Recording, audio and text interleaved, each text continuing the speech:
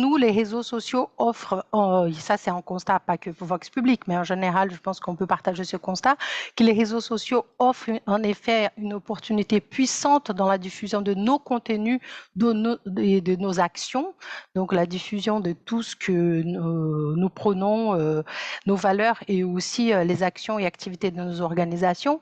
Mais cependant, ces outils ont un impact important sur la société et puisqu'ils nous sont indispensables, la compréhension des enjeux liés à leur usage est importante pour une mobilisation effective. On est très nombreuses et nombreux à avoir une intuition des enjeux sans pour autant avoir les ressources nécessaires pour établir un état des lieux clair de la responsabilité des réseaux sociaux dans le combat que nous menons. Il est clair que pour nous toutes et tous, il y a des discriminations, du harcèlement et de la haine en ligne sur ces plateformes. Donc aujourd'hui, on s'intéresse plus spécifiquement aux aspects juridiques, à ce qui dit la loi sur ces discours et aussi du rôle, dans quel cadre juridique qui encadre la discrimination, la haine et le harcèlement en ligne. Ces discours sur les réseaux sociaux, bien sûr, sont-ils condamnés à même titre que les discours dans la vie hors ligne? Et enfin, dans le cadre législatif et ces avancées les plus récentes, les réseaux sociaux ont-ils des obligations pour prévenir ou empêcher ces types de comportements sur les plateformes et pour améliorer leurs propres pratiques discriminatoires? C'est un plaisir d'accueillir Suzanne Vergnol pour ce deuxième temps des webinaires. Je vous la présente rapidement et ensuite je lui passe la parole. Donc, Dr Suzanne Vergnol, est maîtresse de conférences en droit du numérique au CNAM, au Conservatoire national des arts et métiers, où elle travaille en l'intersection du droit, des technologies et des politiques publiques. Dans le cadre de ses activités de recherche, elle a rédigé une thèse en protection de données et de nombreux articles sur la régulation du numérique. Elle est auteure d'un récent rapport sur la mise en œuvre du règlement sur les services numériques. Depuis 2015, elle s'est également impliquée dans diverses associations de défense des libertés, notamment de protection de données et de la défense de la liberté d'information. Donc, merci beaucoup d'être là avec nous, Suzanne. Et comme disait ma collègue Sophie, Suzanne va faire une présentation de 20 minutes avec 10 minutes de questions et réponses, et après, elle répond une deuxième partie. Merci beaucoup. Bonjour à toutes et bonjour à tous. Donc, bienvenue dans ce deuxième webinaire. Aujourd'hui, on va particulièrement parler de droit, de régulation, d'obligations juridiques, et particulièrement en ce qui concerne les réseaux sociaux et les plateformes en ligne. Alors, comment va se dérouler la présentation? Donc, je vais commencer par une introduction générale sur l'appréhension du numérique par le droit, avec quelques rappels historiques, quelques points un petit peu clés. Dans un deuxième temps, je ferai une présentation de quelques obligations juridiques qui sont applicables aux plateformes. Suite à cette présentation, voilà, une séance de questions-réponses sera ouverte. N'hésitez pas à déjà, au cours de la présentation, les ajouter dans la partie Q&A. Et enfin, troisième partie, la présentation des droits qui sont reconnus aux utilisateurs et utilisatrices de réseaux sociaux. Donc, quels sont les droits dont ils bénéficient? Alors, pour commencer, donc une petite introduction. J'apprécie toujours, quand on parle de numérique, faire un petit pas en arrière et regarder ce qui existait avant que Internet vienne modifier nos vies, avant que le numérique soit partout. Et donc, je voudrais commencer par des petites perspectives historiques. La première chose qu'il faut avoir en tête, c'est que pendant très longtemps, en ce qui concernait les contenus, l'expression, les principes étaient l'interdiction. Le principe était la censure. Pour pouvoir publier, il fallait obtenir une autorisation, un décret du roi, une autorité spéciale qui relisait le contenu et qui le validait, et donc qui ensuite permettait la publication du contenu. Donc il y avait vraiment cette idée de censure par défaut. Et si ça convenait au souverain, si ce n'était pas trop agressif, il y avait la possibilité de publier. Et en fait, avec l'avènement du siècle des Lumières, avec toutes les révolutions qui ont existé à la fin du XVIIIe siècle, ce qui s'est passé, c'est qu'on a eu beaucoup de libertés individuelles qui ont été reconnues, et notamment le premier amendement aux États-Unis, la liberté d'expression, toutes ces choses ont commencé à avoir de l'impact et à avoir une existence juridique. Et donc, on a eu une reconnaissance progressive, si j'ai envie de dire, de la liberté de la presse et de la liberté d'expression, avec en France l'adoption d'une loi emblématique et absolument historique, qui est la loi du 29 juillet 1881 sur la liberté de la presse. Et dans cette loi, on y consacre évidemment le principe de liberté d'expression, de liberté de la presse, mais en parallèle, et au cours des lois qui vont exister aux alentours de celle de 1881, on va placer aussi les limites, l'encadrement de ce qui peut être dit ou non.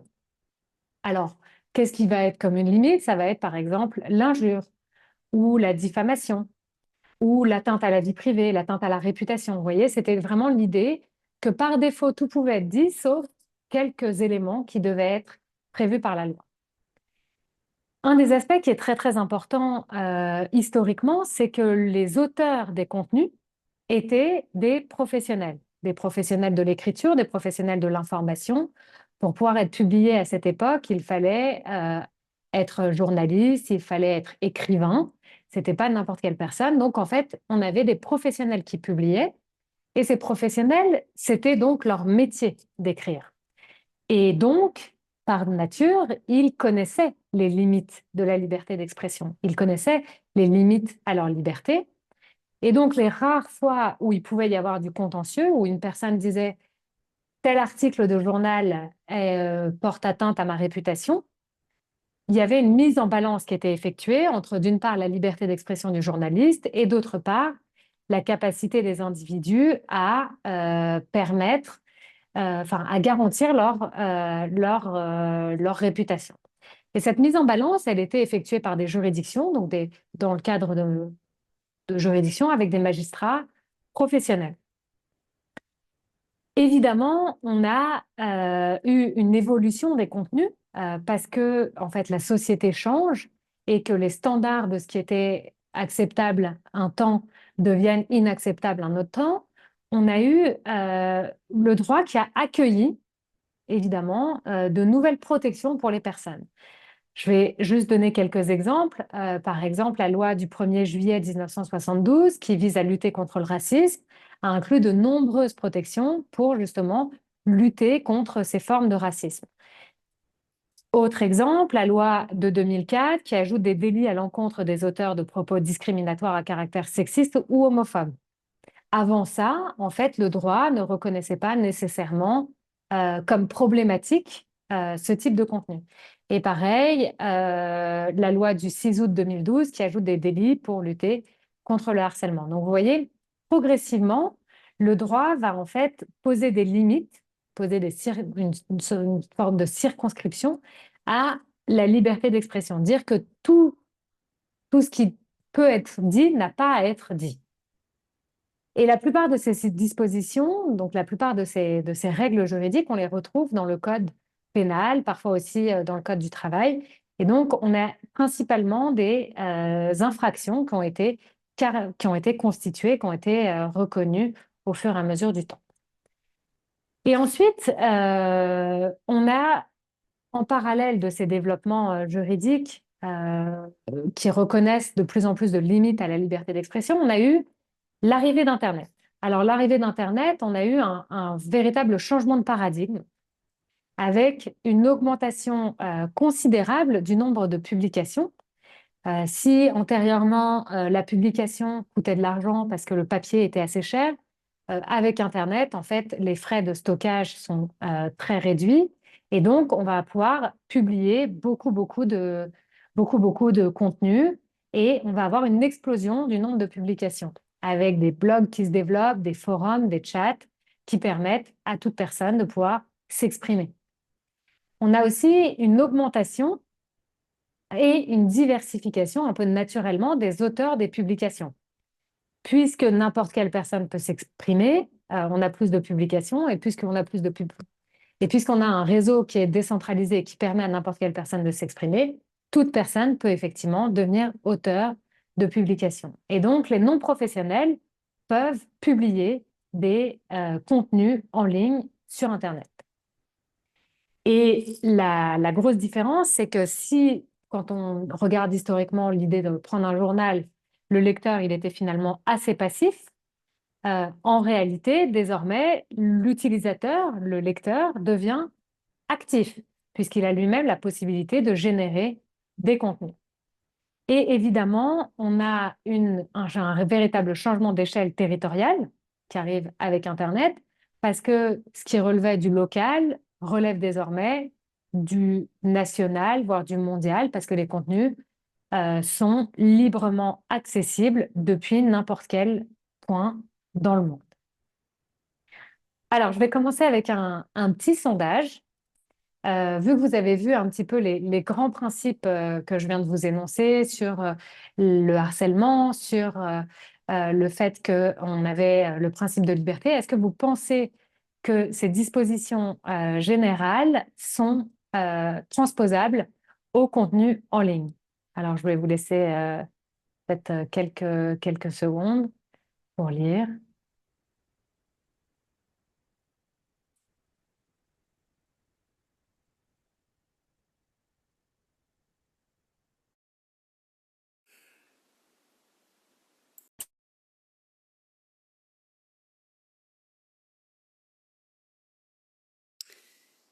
Il nous reste encore 8 participants qui peuvent répondre, si vous voulez.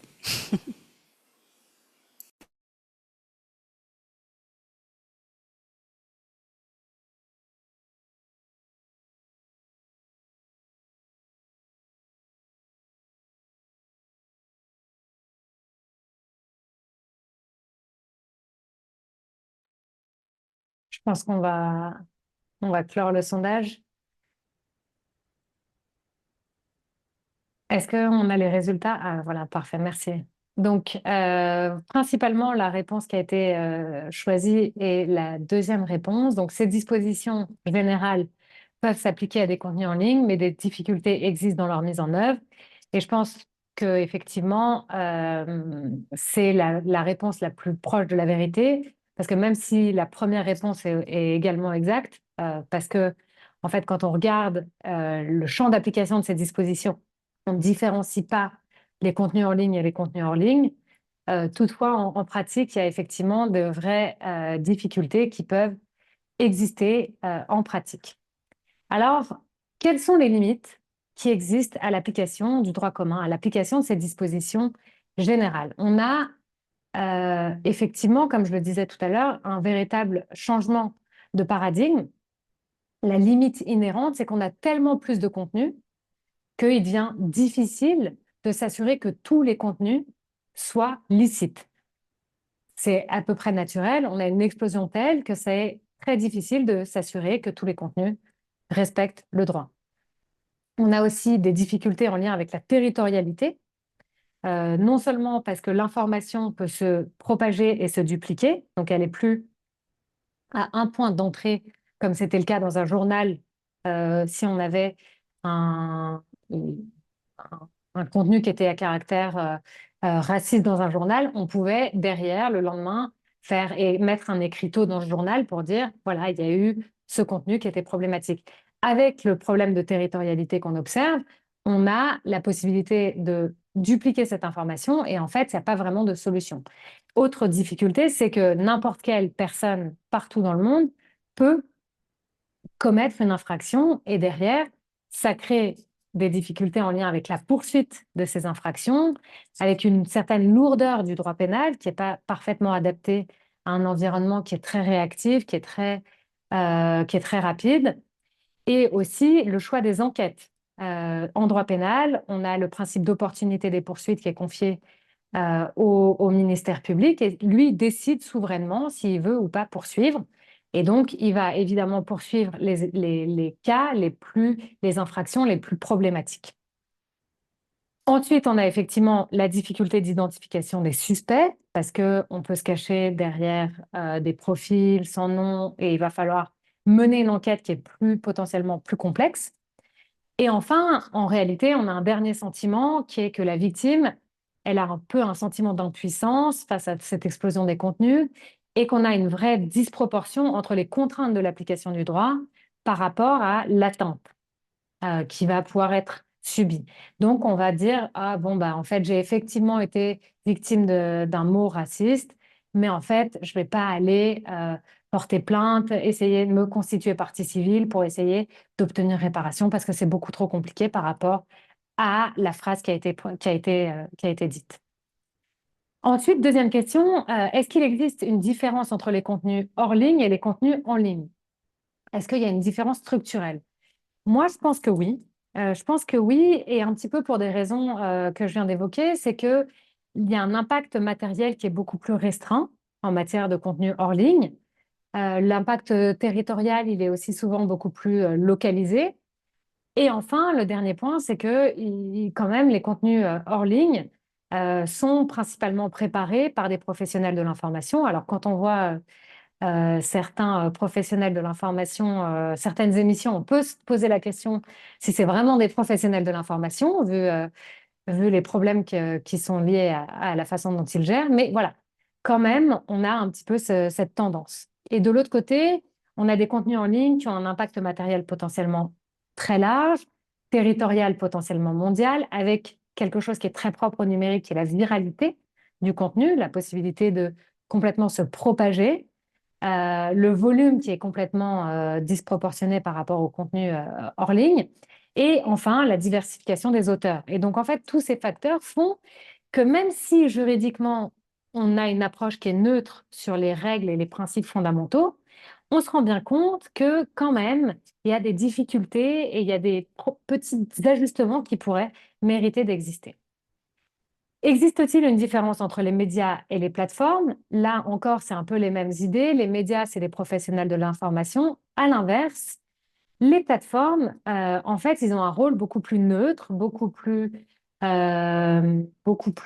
distancié du contenu, et ils sont en fait juste un support pour l'expression. Ils ont juste un rôle d'hébergement de l'expression, et ils n'ont pas de vocation à faire du contrôle a priori du contenu, vérifier qu'il est légal ou pas, parce qu'en fait, il y a tellement de contenu qui existe.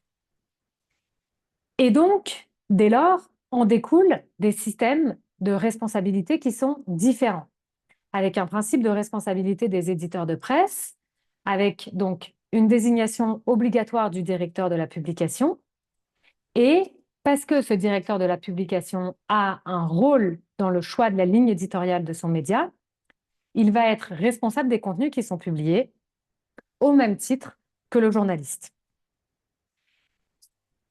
De l'autre côté, ça c'est le régime assez ancien, assez courant, et de l'autre côté, on va avoir un principe de non-responsabilité des services intermédiaires. Alors qu'est-ce que ça veut dire?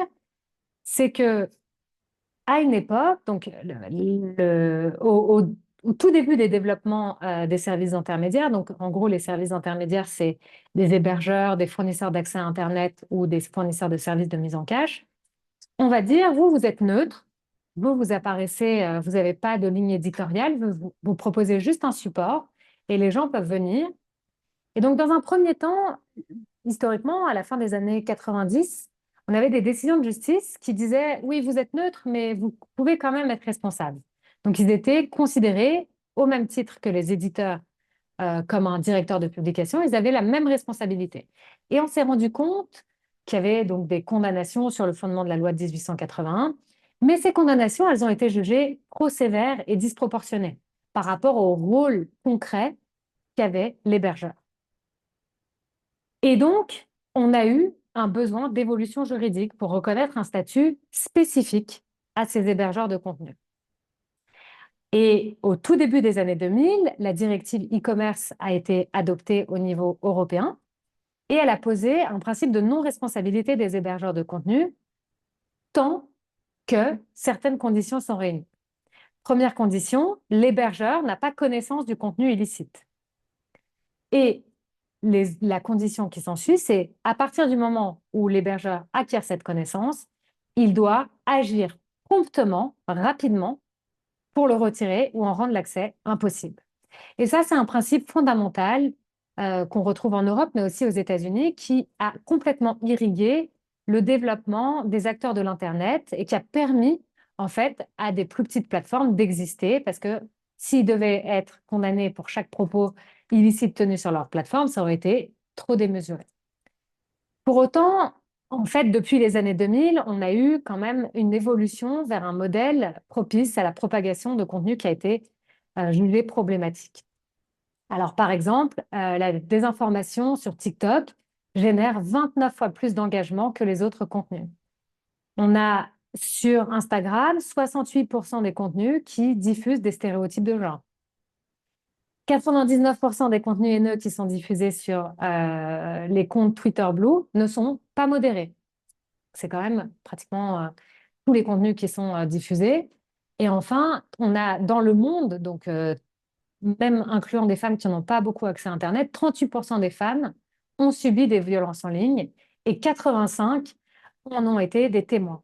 Et en fait, pourquoi j'ai mis ces chiffres? C'est que ça montre que l'idée d'un Internet ouvert, participatif, dans lequel les gens pouvaient s'entraîner sur des blogs qui, en fait, innervaient la fin des années 90 et les années 2000, a vraiment évolué vers un modèle qui est complètement différent et qui a été un petit peu démontré lors du premier webinaire.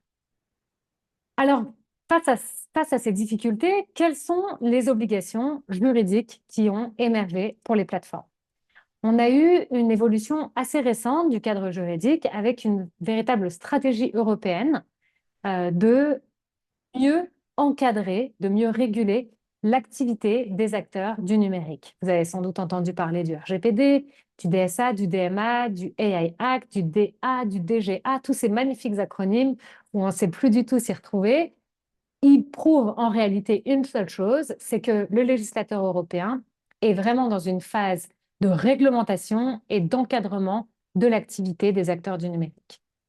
Parmi ces nombreux textes, on va s'arrêter sur un en particulier qui est le DSA, qui est le Digital Services Act, qui est le règlement sur les services numériques et qui, lui, a un impact direct sur la régulation des contenus en ligne et des plateformes. Il a été adopté en 2022 et il est finalement entré pleinement en application depuis février dernier. Le webinaire d'aujourd'hui, malheureusement, comme c'est un texte qui fait 100 pages, on ne va pas pouvoir voir toutes les obligations qui sont à l'intérieur. On va se concentrer sur quelques-unes des obligations avec un prisme particulier de comment est-ce que les associations et comment est-ce que le collectif a un rôle ou peut avoir un rôle dans la mise en œuvre de ces obligations. Alors, quelques points essentiels du DSA. J'ai préparé ce schéma pour vous montrer en fait un point important et assez novateur du DSA, c'est que tous les acteurs ne sont pas régulés exactement de la même façon. Donc, on part du plus haut, le plus général, donc c'est tous les fournisseurs de services intermédiaires. Donc là, on a toutes les plateformes, tous les fournisseurs d'accès à Internet, donc par exemple SFR, Bouygues Télécom, etc. Tous les services de mise en cache, ceux qui permettent d'accéder à du contenu de manière plus rapide, comme Akamai par exemple, eux, ils vont avoir certaines règles générales qui vont s'appliquer. Et ensuite, plus votre service, on va dire, présente un risque pour la société, et plus il va être soumis à d'importantes obligations. Et donc, ensuite, on va avoir des obligations qui sont spécifiquement dirigées vers les services d'hébergement au sens large. Ensuite, on va avoir des obligations spécifiquement dirigées vers les plateformes. Et ensuite, des obligations spécifiquement dirigées vers les plateformes qui permettent la conclusion de contrats à distance. Donc là, c'est les marketplaces, les places de marché. Et enfin, on a les très grandes plateformes, les petits roses, la Vilops et Viloz. Ça, c'est les très grandes plateformes et les très grands moteurs de recherche. Et quand on est le point rose, on doit appliquer non seulement les règles rose, verte, saumon, violette et marron. Si on est marron, on doit juste appliquer les règles marron. Et donc vraiment, il y a une espèce d'idée que plus on présente un risque pour la société, plus on va avoir d'obligations. Petit point sémantique également, c'est que le DSA ne régule pas les services intermédiaires dont les plateformes, pardon, excusez-moi, le DSA ne régule pas les réseaux sociaux. On a deux expressions, deux locutions dans les 100 pages. Il n'y a que deux références aux réseaux sociaux. En fait, les réseaux sociaux, ils sont inclus dans le terme de plateforme en ligne. Donc, quand on va parler de réseau social, on va parler en fait juridiquement de plateforme. Alors, les VLOPS et les VLOS, c'est Very Large Online Platforms et Very Large Online Search Engines. C'est des services, des très grands services, plateformes en ligne et moteurs de recherche, qui ont sur le territoire européen plus de 45 millions de destinataires actifs mensuels moyens. Donc, c'est à peu près 10% de la population européenne qui va régulièrement sur ces services. Parmi les services qui ont été désignés comme très grandes plateformes ou très grands moteurs de recherche, grands moteurs de recherche, on a évidemment Google et Bing. Très grandes plateformes, on a les réseaux sociaux, TikTok, Facebook. On a aussi évidemment Twitter, enfin X qui a été désigné. Et plus récemment, on a des plateformes pornographiques qui ont été également désignées parce qu'ils ont plus de 45 millions de destinataires. Et un point aussi très important à garder en tête, c'est que si le DSA pose des obligations en matière pour les plateformes, il n'a pas vocation de dire qu'est-ce qui relève du licite ou de l'illicite. Ça reste pleinement la compétence des États membres. Donc, toutes nos règles juridiques qu'on a évoquées en introduction, la loi visant à lutter contre le racisme, l'homophobie, les propos sexistes, etc., seront considérés comme des contenus, auront donc vocation à s'appliquer parce que c'est considéré comme des contenus illicites. Et alors, qu'est-ce que le DSA prévoit? Le DSA reprend le principe de non-responsabilité auquel il ajoute des obligations de diligence. Alors, on a un maintien du principe de non-responsabilité, même chose que ce qui existait dans la directive. Les hébergeurs ne sont pas responsables des contenus qu'ils hébergent tant qu'ils n'en ont pas connaissance du caractère illicite du contenu et que quand ils acquièrent cette connaissance, ils agissent promptement, rapidement pour les retirer. Autre point qui est repris de la directive, c'est qu'on a une absence d'obligation générale de surveillance du service. Donc, il n'est pas demandé aux hébergeurs de surveiller chaque contenu qui est ajouté sur la plateforme, parce que sinon, en fait, sinon déjà, ça déclencherait la connaissance et en plus, ça demanderait beaucoup de travail. Pour autant, et là, ça c'est nouveau, le DSA encourage les enquêtes d'initiative volontaire. Et qu'est-ce que c'est une enquête d'initiative volontaire? C'est l'idée de dire, plateforme, si vous avez envie de savoir qu'est-ce qui est, si vous avez envie de surveiller les contenus sur votre plateforme, vous pouvez le faire. Souvent avec des algorithmes d'intelligence artificielle. Voilà, vous avez cette possibilité d'essayer de détecter les contenus et il y a vraiment cet encouragement à effectuer ces enquêtes volontaires. Et de l'autre côté, on ajoute, comme je le disais, donc on conserve le principe de non-responsabilité et on ajoute de nouvelles obligations de diligence. Et alors là, elles sont très nombreuses. Comme je vous ai dit, elles s'appliquent de manière différente en fonction du fournisseur de services. Plus vous présentez un risque important et plus vous allez avoir de mesures qui s'appliquent. On a par exemple l'obligation de nommer un représentant légal, le fait de faire de produire des rapports de transparence régulièrement. On a le fait de faire de la transparence des systèmes de recommandation, de la protection des mineurs, la traçabilité des professionnels, l'évaluation et l'atténuation des risques, des audits, des accès aux données. Vous voyez, il y a énormément de nouvelles obligations de diligence qui vont s'appliquer aux plateformes. Et on va s'attarder sur deux d'entre elles. La première est en lien avec la modération des contenus. Alors, le premier point, comme je le disais, c'est que les plateformes elles-mêmes peuvent décider de mettre en place une analyse un petit peu automatisée des contenus qui sont diffusés sur leur plateforme. Mais là où le DSA apporte une obligation légale, c'est qu'elles doivent aussi permettre à toute personne de signaler des contenus qui seraient illicites. Donc, n'importe quelle personne peut, peut agir, peut, euh, peut montrer qu'un contenu spécifique doit être considéré comme illicite. Donc ça, c'est un système de notification qui doit être mis en place. Et quand je dis n'importe quelle personne, c'est très important parce que le DSA n'impose pas d'être un utilisateur de la plateforme pour faire ce signalement. Et si on va, par exemple, sur la plateforme Facebook et qu'on n'a pas de compte Facebook, actuellement, on ne peut pas faire ce signalement. Donc, Facebook est dans l'illégalité en matière de mise en place de cette obligation. Et il y a un deuxième point assez important, c'est que en plus de toute personne, on va avoir des acteurs un petit peu particuliers qui s'appellent les signaleurs de confiance. Et le signaleur de confiance, qu'est-ce que c'est? C'est une entité indépendante de la plateforme qui dispose d'une expertise spécifique et qui a obtenu le statut de signaleur de confiance. Et alors, pourquoi c'est important, ces signaleurs de confiance? C'est que ces signaleurs de confiance vont pouvoir soumettre des notifications, mais à la différence des personnes un petit peu lambda qui vont faire des signalements, là, cette fois, les plateformes, elles doivent traiter les notifications de manière prioritaire. Donc, elles doivent rapidement s'intéresser à ces signalements. Pourquoi? C'est assez logique.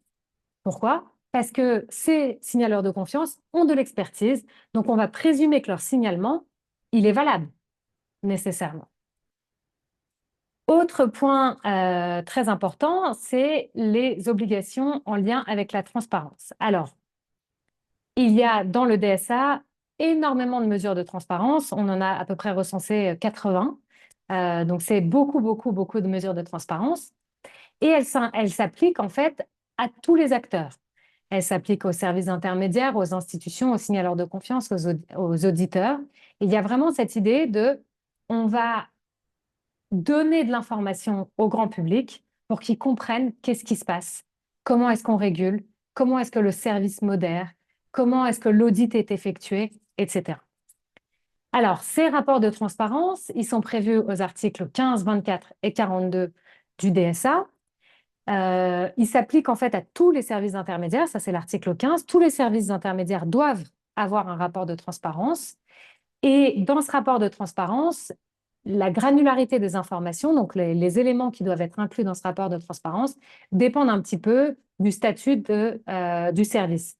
Si vous êtes une plateforme ou une très grande plateforme, vous allez devoir mettre plus d'informations que si vous êtes juste juste par exemple un fournisseur d'accès à Internet. Et dans ces rapports, qu'est-ce qu'on va retrouver? On va retrouver des données sur la collaboration avec les autorités, les nombres de signalements, etc. Et notamment aussi des choses en lien avec les ressources humaines et la qualification linguistique des personnes qui font la modération des contenus.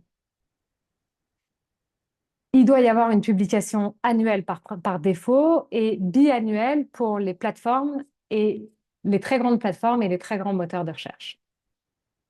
Alors, quelles sont les opportunités et les limites qu'on trouve dans ces rapports de transparence? Les opportunités, elles sont multiples. En fait, ces rapports de transparence, ça donne vraiment des informations assez fines, en principe, ou en tout cas ce qu'on peut espérer, sur comment est-ce qu'un service modère sa plateforme. Elle permet aussi de comparer les services. Enfin, dans l'idée, on voudrait pouvoir comparer, dire comment ça se fait que sur Facebook, je dis n'importe quoi, il y a 20 fois plus de contenu haineux que sur Twitter, ou plutôt l'inverse. Et donc, permettre cette comparaison entre les services et aussi permettre de mieux comprendre, de demander plus de transparence, de mieux comprendre. Mais quelles sont les limites? En réalité, les premiers rapports de transparence ont été publiés et qu'est-ce qu'on constate? C'est qu'il y a une absence de standardisation qui rend ces comparaisons, qui seraient fort utiles, assez difficiles. Autre difficulté, on a des difficultés en lien avec la qualité et la granularité des données en fonction des services qui ont publié les rapports. Tous ne veulent pas faire autant la transparence les uns que les autres. Enfin, et j'avais dit qu'on ferait 2 obligations, mais en fait, il y en avait 3, on va parler de la détection des risques et de l'atténuation des risques, donc les obligations en lien avec les risques. Ici, il s'agit des obligations qui sont applicables que pour les très grands services, donc les très grandes plateformes et les très grands moteurs de recherche. Ils ont l'obligation d'évaluer tous les ans, ou à chaque nouvelle fonctionnalité qu'ils lanceraient, les risques systémiques qui sont présents sur leur service. Alors, qu'est-ce que c'est qu'un risque systémique? On a 4 catégories qui ont été définies par le DSA. On a les contenus illicites, les contenus qui ont un effet négatif sur l'exercice des droits fondamentaux. Et donc là, on pourrait très facilement inclure le droit à la non-discrimination. Les contenus qui ont un effet négatif sur le discours civique, les processus électoraux et la sécurité publique. Et les contenus qui ont des effets négatifs liés aux violences sexistes, à la santé publique, aux mineurs et les conséquences négatives graves sur le bien-être physique et mental des personnes. Et donc là, on retrouve par exemple tous les discours de haine, les harcèlements systémiques, les violences sexistes pourraient être considérées comme des risques systémiques dès lors qu'elles reviennent régulièrement. Et dès lors, on va demander aux plateformes d'analyser leurs pratiques. Donc, ils doivent regarder plus précisément certains facteurs clés, par exemple leur système de recommandation, leur système algorithmique, les systèmes de modération des contenus. Et donc, ils doivent vraiment, comme Swazik Pénicaud l'a mis dans une de ses slides la semaine dernière, regarder sous le capot. Qu'est-ce qu'il y a concrètement et est-ce qu'on retrouve des mécanismes qui renforcent la discrimination ou la haine. Et une fois qu'on a identifié ces risques systémiques, qu'est-ce qu'il faut faire? Il faut les atténuer. Et ça, c'est l'article 35 du DSA. Pareil, applicable seulement aux plus grands services. Et ces mesures d'atténuation, elles doivent être raisonnables. Donc, si on constate que sur une plateforme, on a des personnes qui se font harceler de manière massive, eh bien, il va falloir prendre une mesure d'atténuation raisonnable, proportionnée, efficace et adaptée. Et là, en fait, on va influencer en fait, toutes les choses qu'on a analysées, donc comment les algorithmes recommandent les contenus, comment les processus de modération sont mis en place, etc. Petit sondage. Voilà, on vient de regarder quelques-unes des dispositions. Est-ce que vous pensez que les nouvelles dispositions permettent d'endiguer les principaux risques actuellement présents sur les plateformes? Et là, vous avez cette fois-ci 4 réponses.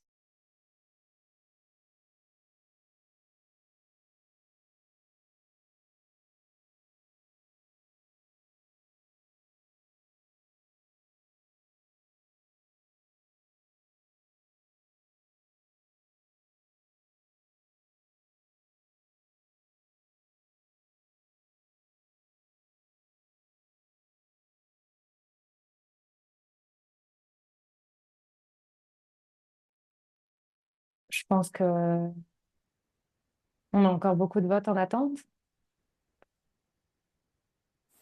Non, je vais partager les réponses.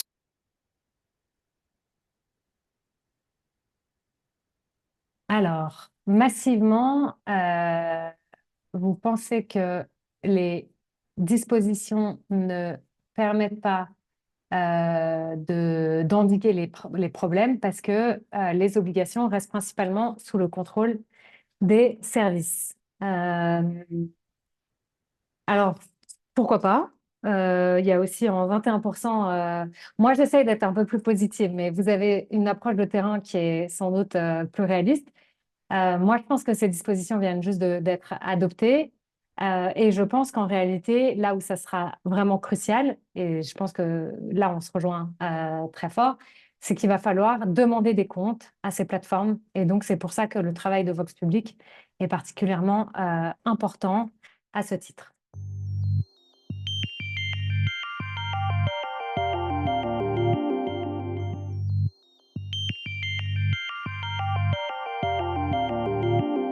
Alors, comment est-ce qu'on devient signaleur de confiance? Donc, la procédure, elle est indiquée dans l'article. Il me semble que c'est l'article 22. Très concrètement, en fait, le signaleur de confiance, c'est une entité qui a une expertise particulière et en fait, il va faire une demande auprès du coordinateur national des services numériques Donc là, ça va être l'Arcom qui va analyser et vérifier la compétence de l'autorité, la compétence de l'entité, son indépendance. Et en fait, l'idée des signaleurs de confiance, c'est qu'il n'y en ait pas trop. Donc là, l'Arcom va commencer une première, dès qu'ils seront officiellement désignés, ils vont commencer une première désignation. Et donc, derrière, on va avoir les premiers signaleurs de confiance. Et comme je vous le dirai un petit peu plus tard, pourquoi c'est important que les associations qui traitent des discriminations, de la haine, du harcèlement en ligne s'avancent comme signaleurs de confiance, c'est que on voit aujourd'hui que ceux qui sont très intéressés pour devenir signaleurs de confiance, c'est plutôt des détenteurs de marques pour justement protéger leur marque sur les places de marché. Et en fait, bon, c'est un point existant dans le DSA, mais ce n'est pas le point central du DSA. Le point central du DSA, c'était effectivement de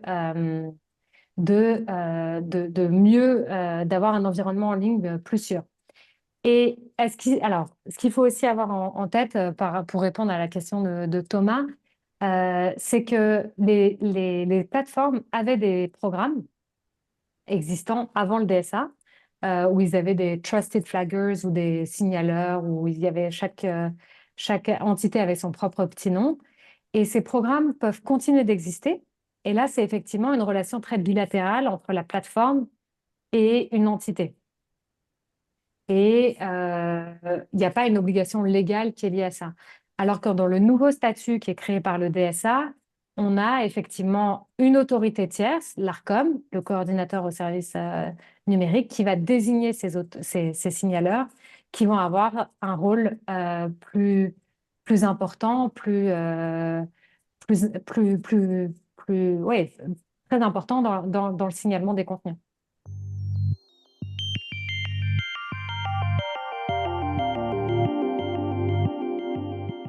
Moi, je l'expliquerais d'un point de vue financier et puis d'un point de vue, en fait, pourquoi financier? C'est que très concrètement, les défenseurs du droit d'auteur ont depuis très longtemps réussi à très bien s'organiser pour défendre leurs intérêts. Et donc, ils ont des mécanismes d'action très bien rodés.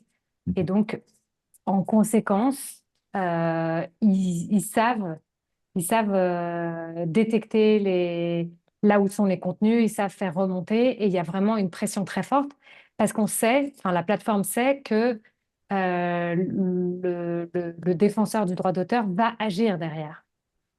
Donc en fait, il y a vraiment une pression économique alors qu'un contenu viral manifestement haineux, ce qu'on se rend compte, c'est même, et ça m'attriste énormément de le dire, mais ce qu'on se rend compte, c'est que ces contenus-là vont en fait rapporter de l'argent à la plateforme.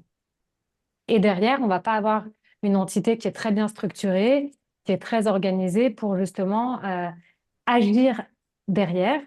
Et autre point qui est très, très problématique, c'est qu'en fait, un contenu viral, il a de l'impact pendant 24 heures. Et même si on fait de la désinformation derrière, en fait, c'est trop tard. Donc, il y a vraiment cette difficulté entre la viralité versus le temps de l'information correcte qui est très compliqué. Mais je ne pense pas qu'il y ait de difficultés techniques, parce que la question était qu'est-ce qui explique techniquement? C'est juste une volonté de la plateforme de regarder plus précisément certaines choses.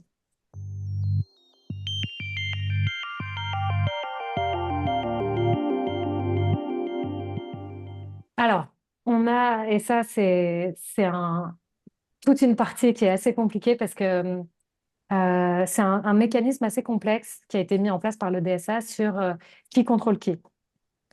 En gros, on a les coordinateurs nationaux, donc les coordinateurs de chaque État, qui vont avoir une compétence pour tous les services qui sont sur leur État. On va avoir les coordinateurs nationaux d'établissement, donc qui sont des coordinateurs nationaux d'un État, qui, eux, vont avoir compétence pour tous les services qui sont sur leur territoire, mais aussi vis-à-vis d'utilisateurs qui sont dans d'autres pays. Donc, par exemple, Facebook, qui a son établissement en Irlande, vous ne pourrez pas aller devant l'Arcom pour faire des plaintes contre l'activité de Facebook. Bon, Facebook, c'est un mauvais exemple. Parce que c'est une très grande plateforme. Donc là, il y a encore un autre système. Mais donc, je ne sais pas, par exemple, Snapchat, je pense qu'ils sont aussi en Irlande. Ils ne sont pas très grandes plateformes. Vous ne pourrez pas aller devant l'Arcom, vous ne pourrez pas aller devant le coordinateur français. Vous pourrez aller devant le coordinateur irlandais qui travaillera avec le coordinateur français pour mener l'enquête. Donc ça fait les coordinateurs nationaux d'un côté. Et de l'autre côté, on a la Commission européenne qui a une compétence exclusive à l'égard de tous les très grands services et de tous les très grands moteurs de recherche. Et c'est elle seule qui peut conduire les enquêtes. Et c'est ce qu'on a vu. Thierry Breton a annoncé beaucoup d'enquêtes ces derniers temps. Il y en a 2 contre TikTok, il y en a une contre X. Et donc, c'est effectivement pour cette raison-là que la commission agit. Et derrière, on a aussi un autre acteur qui est le comité des coordinateurs, qui regroupe tous les coordinateurs des États membres, plus la commission, qui vise un peu à uniformiser les pratiques entre ces différentes autorités de régulation. Mais en fait, la grosse difficulté qu'on a dans la mise en œuvre de ce droit, c'est qu'il y a un petit peu un caractère discrétionnaire dans les enquêtes qui vont être choisies, qu'on connaît déjà du droit du numérique. Par exemple, en protection des données, on sait que la CNIL choisit les plaintes et sélectionne les plaintes et décide, elle, contre qui elle veut agir. Et donc ça, c'est un petit peu une difficulté.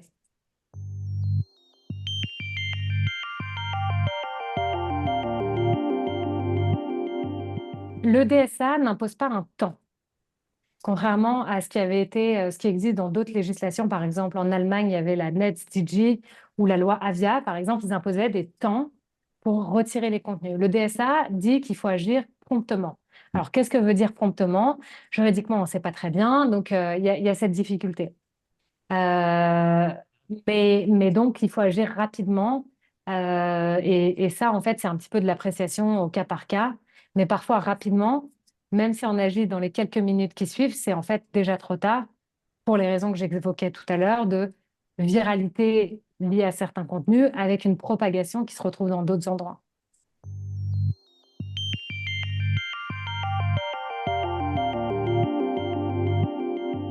Première chose, un règlement s'applique directement dans tous les États membres.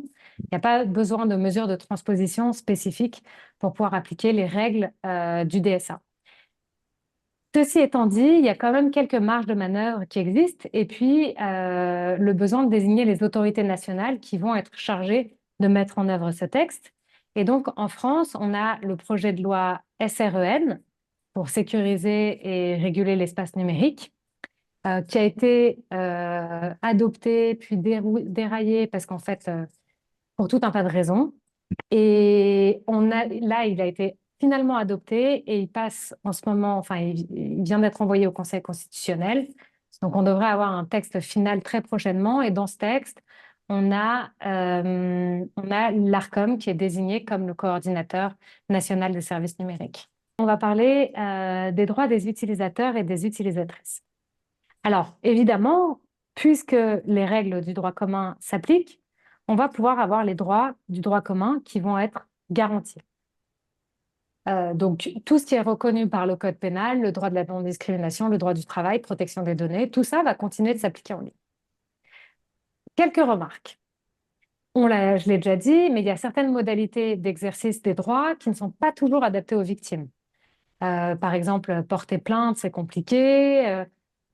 Vous le savez sans doute beaucoup mieux que moi, mais parfois il y a des refus de prendre les plaintes. Il y a le problème de l'opportunité des poursuites avec l'obligation en fait de se constituer partie civile si on veut effectivement qu'il y ait un suivi. Et autre élément, comme je le disais tout à l'heure, il y a une potentielle disproportion entre l'atteinte et la procédure.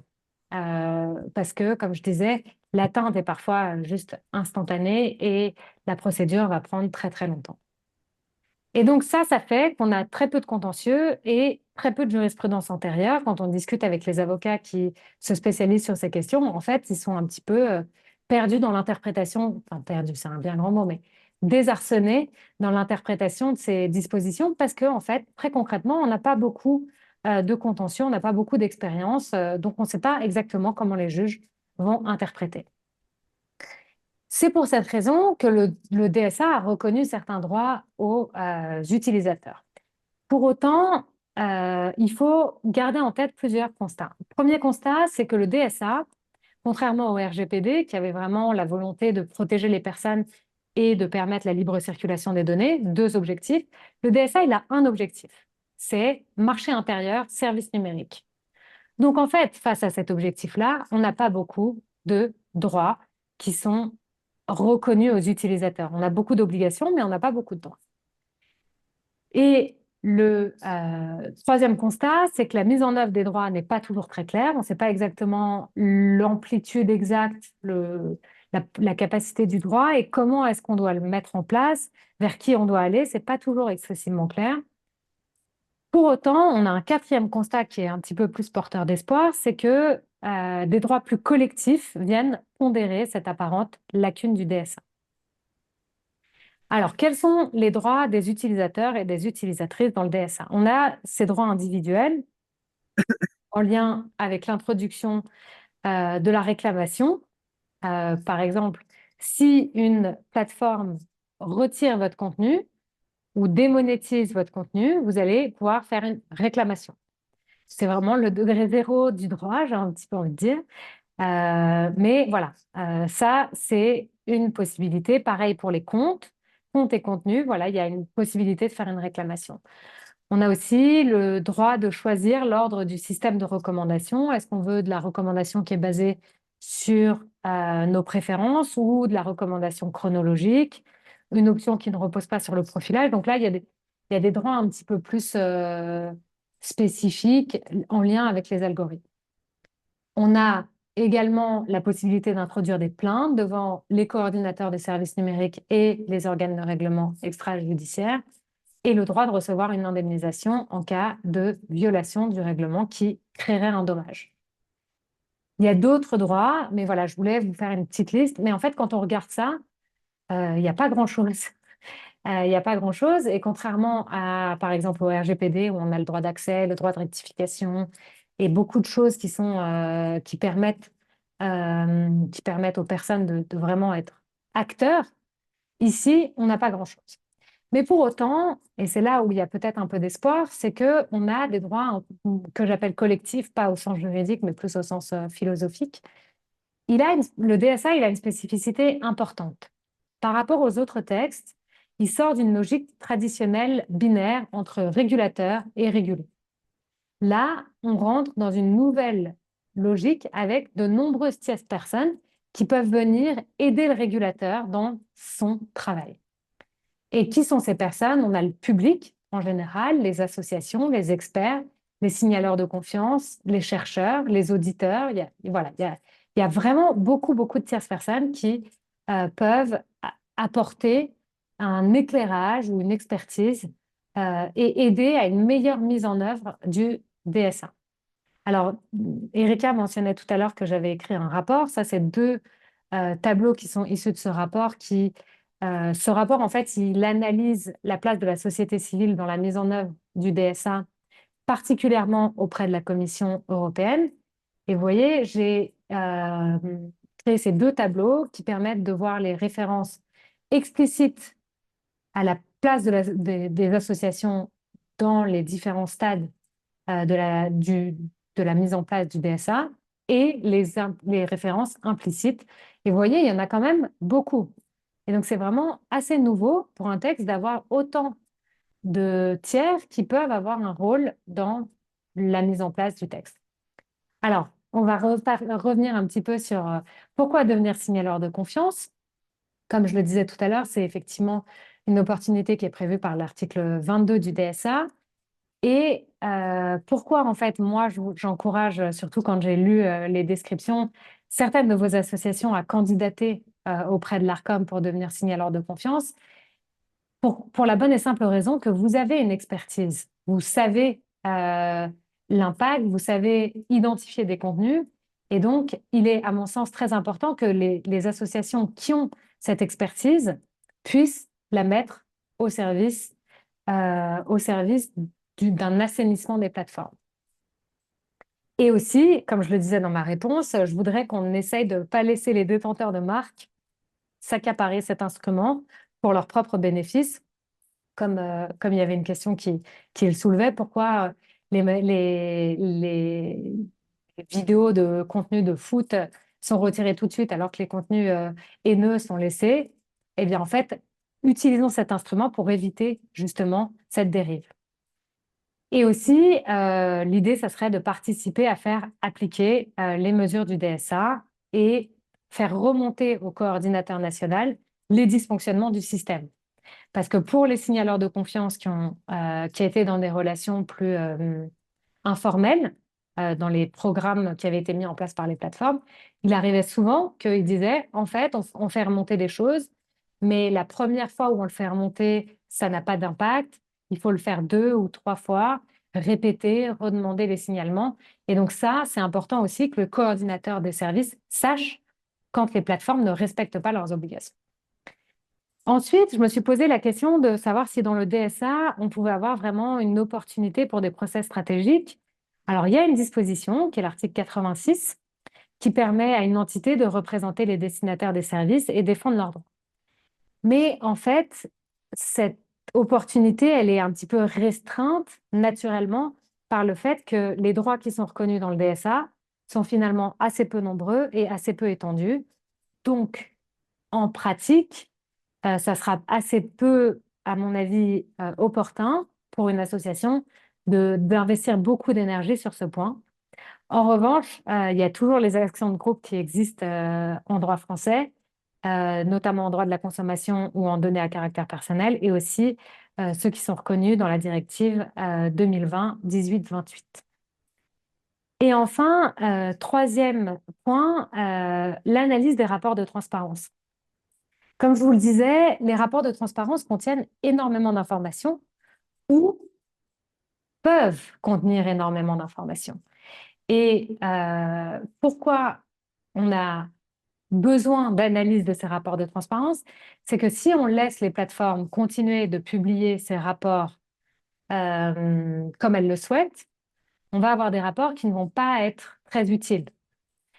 Alors que si on analyse ces rapports, qu'on essaye de les comparer, qu'on voit qu'il y a des divergences, des disparités, que certaines plateformes sont plus transparentes que d'autres, eh bien, en fait, on va pouvoir demander d'avoir un standard plus élevé dans cette transparence. Et j'ai vu aussi qu'il y avait une question dans le chat par rapport au rapport de transparence. Où est-ce qu'il se trouve? Il se trouve en fait sur le site des plateformes chaque plateforme met sur une page le rapport de transparence. Donc, rien que ça, c'est déjà un petit peu... voilà, il n'y a pas de centralisation. Et petite information supplémentaire, c'est que pourquoi c'est vraiment important qu'on analyse ces rapports de transparence, c'est que la commission, elle doit préparer un acte délégué. Alors, un acte délégué, qu'est-ce que c'est? C'est, en termes simples, c'est l'idée que c'est un document qui permet de spécifier, de préciser les obligations qui sont prévues par le texte. Elle doit donc préparer un acte délégué précisément sur les rapports de transparence. Et donc, si on regarde collectivement ces rapports de transparence, on a la possibilité d'influencer cet acte et donc d'influencer ce qui sera effectivement demandé d'être présent dans les rapports de transparence. Et enfin, je vais terminer avec ce dernier droit collectif, c'est la place très particulière des chercheurs dans le DSA. Alors, peut-être certains d'entre vous sont familiers avec cette disposition, c'est l'article 40 qui reconnaît la possibilité à 2 types de chercheurs d'accéder à des données. On a donc 2 types de chercheurs, on a les chercheurs agréés et les chercheurs, entre guillemets, normaux, qui peuvent être des chercheurs qui travaillent au sein d'associations. Et cet article reconnaît le droit d'accéder aux données de très grands services afin de contrôler leur conformité aux principes d'évaluation et d'atténuation des risques. Donc, les 2 principes qu'on a vus tout à l'heure, sur le fait que les grandes plateformes et les grands moteurs de recherche doivent analyser, évaluer leurs risques systémiques et atténuer ces risques systémiques, eh bien, en fait, on va avoir des contrôleurs chercheurs qui vont pouvoir vérifier que les plateformes font correctement leur travail. Comment est-ce que les chercheurs peuvent accéder aux données? Donc, pour les chercheurs agréés, c'est le paragraphe 4 de l'article 40 qui s'applique. Ils doivent donc avoir un projet de recherche qui est lié à l'évaluation ou l'atténuation des risques systémiques, mais ils ne vont pas avoir de limite sur les données auxquelles ils peuvent accéder. Ils vont donc pouvoir demander des données qui sont cachées, protégées, qui sont secrètes, et ils vont pouvoir avoir accès à ces informations parce que justement, ils ont été agréés. Les plateformes doivent donner accès à ces données dans un délai dit raisonnable. Donc là encore, c'est les termes juridiques où on ne sait pas exactement qu'est-ce que ça veut dire, mais ça doit être raisonnable, donc assez bref. La première demande d'accès a été lancée par Algorithm Watch et AI Forensic dès le 15 février, donc dès le 17 février, dès l'entrée en application du DSA. Et ensuite, l'accès aux données pour tous les chercheurs. Donc, vous n'avez peut-être pas forcément des chercheurs agréés dans votre entourage, mais si vous avez des chercheurs dans votre association, eux aussi ont des droits. Ils peuvent donc accéder aux données via le service, donc via la plateforme. Ils peuvent demander l'accès aux données et ces données, elles doivent être publiquement accessibles sur l'interface en ligne. Donc, c'est beaucoup moins étendu que celles qui sont potentiellement accessibles pour les chercheurs agréés, mais ça reste quand même sur des modèles de plateforme où tout est accessible publiquement, ça reste quand même assez intéressant. Et ici encore, on a un accès qui doit être donné sans retard injustifié. Alors, petit sondage à nouveau, et ça sera notre dernier. Pensez-vous que votre organisation ou vous-même serez amené à utiliser ces droits? Bon, on a quand même des réponses positives, au moins quelques-unes. Il y a quelques personnes qui ont été convaincues qu'il y a un potentiel apport. Alors, très brève conclusion. Le DSA, quels apports? Donc, on a donc le DSA, c'est du nouveau sur de l'ancien. On avait un régime de responsabilité allégé pour les services intermédiaires avec des dérives constatées qui sont liées au modèle économique des plateformes. Et après, on a la préservation de ce régime avec l'ajout de nombreuses obligations de diligence supplémentaires. On a ensuite le DSA comme source d'espoir. Pourquoi source d'espoir? Moi, j'essaye d'être positive. On a cette transparence accrue qui peut apporter des choses intéressantes. On a potentiellement, et il va falloir vraiment s'assurer que c'est le cas, mais on a une meilleure protection contre les risques systémiques. On a une meilleure protection des utilisateurs, en tout cas, au moins, on a une meilleure transparence sur la démonétisation, la protection des mineurs. Et aussi, pourquoi j'ai de l'espoir, c'est que on a un rôle central de la société civile. Et c'est là où je pense que c'est particulièrement important que des associations et des personnes s'intéressent à ces sujets parce qu'il y a vraiment une porte ouverte à la société civile. Et enfin, quelle réalité pour le DSA? On a effectivement peu de droits qui sont reconnus aux utilisateurs et utilisatrices, mais on a de l'autre côté une implication essentielle de toutes les parties prenantes. Et enfin, dernier point, pour que le DSA puisse être utile, il sera nécessaire de surveiller la réalité de la mise en œuvre de ces dispositions et de s'assurer que ce n'est pas uniquement un effet d'annonce politique, parce que vraiment, on a besoin d'assainir nos plateformes, on a besoin de lutter juridiquement et comme société face à toutes les dérives qu'on a pu constater.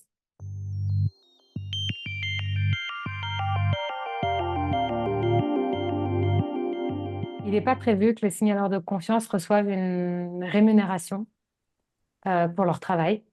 Moi, je fais clairement partie de ces chercheurs qui ont tendance à dire qu'il faut aider les associations qui aident les plateformes, parce que les plateformes devraient le faire, mais comme elles ne le font pas, il faut des tierces qui font ce travail, donc elles font des économies. Il y a une taxe, entre guillemets, qui a été créée pour les très grandes plateformes qui est payée à la commission.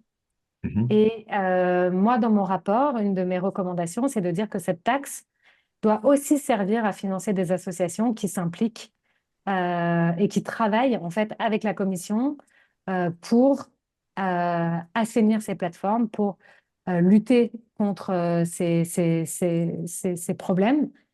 Pour l'instant, la commission n'a pas l'air de vouloir partager son gâteau, Mhm. mais peut-être qu'à force d'entendre différentes personnes le dire, on pourrait espérer.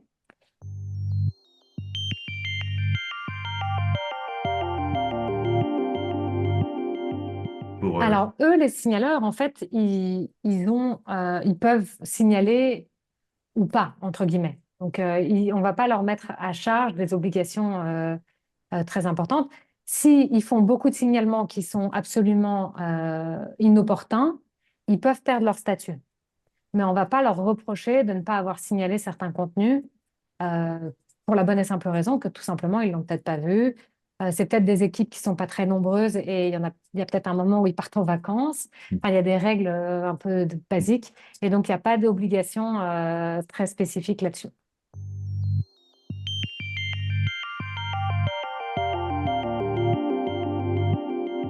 Toute la difficulté qu'on a avec non seulement le fait de repartager le contenu sur la même plateforme, mais aussi de le partager sur une autre plateforme.